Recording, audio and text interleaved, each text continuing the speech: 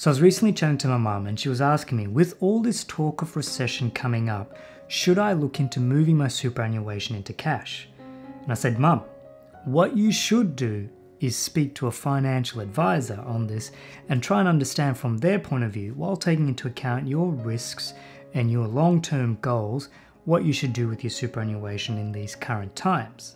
However, to help her with this conversation, I thought I'd do some high-level baseline research into what's currently being said, what the current narrative is on this topic around moving to cash, just to help inform her so that when she goes to have this conversation, she's not going off a low base. She's got a bit of an idea of what's being said. So when you look into this, you realize the conversation centers around a couple of key points.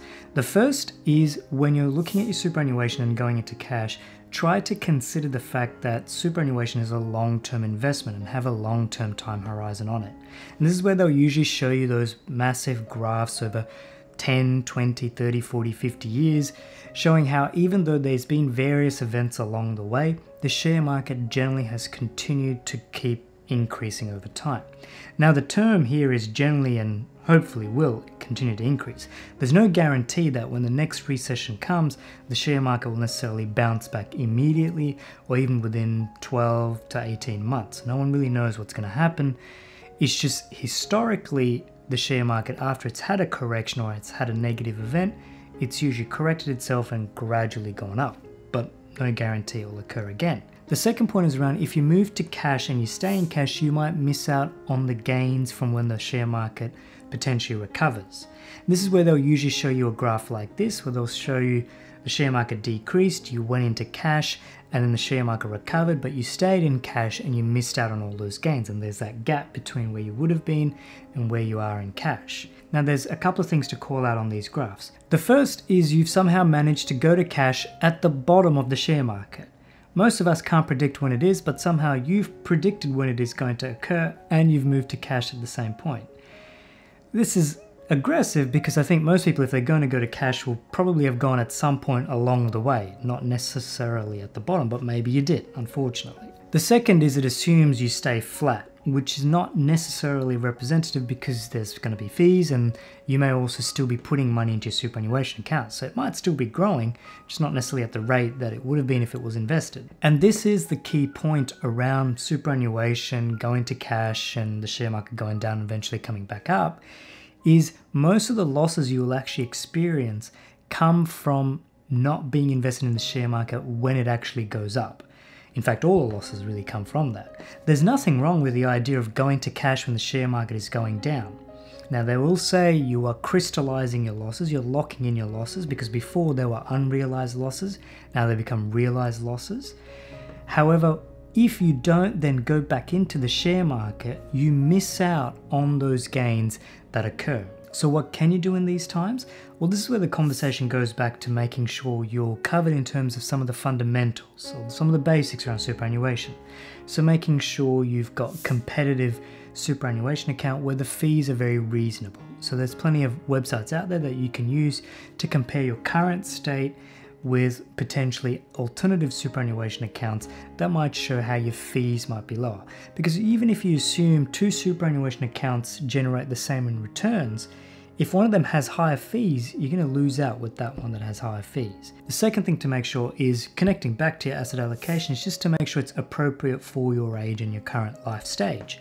So your superannuation company can usually help you with this. They'll say based on your age and your goals, these are some potential options. The other thing is you can look at something like Vanguard's superannuation life cycle product, where they'll actually show you based on these different age groups, this is how we will actually adjust our investment allocation accordingly. So some useful reference points out there. The other thing to potentially consider is superannuation salary sacrificing. So this is where you can potentially put a little bit more money into your super while you're still working, and there are some possible tax savings in there. But speak to your financial accountant to help you navigate some of those elements. Now I know there are some of you, let's say 1% of you, who are sitting there thinking, but Sanji, surely I can pull it off. I can predict when the share market's going to go down, move into cash, and adjust back in. Here are some things that I would just encourage you to consider as you go down this potential path.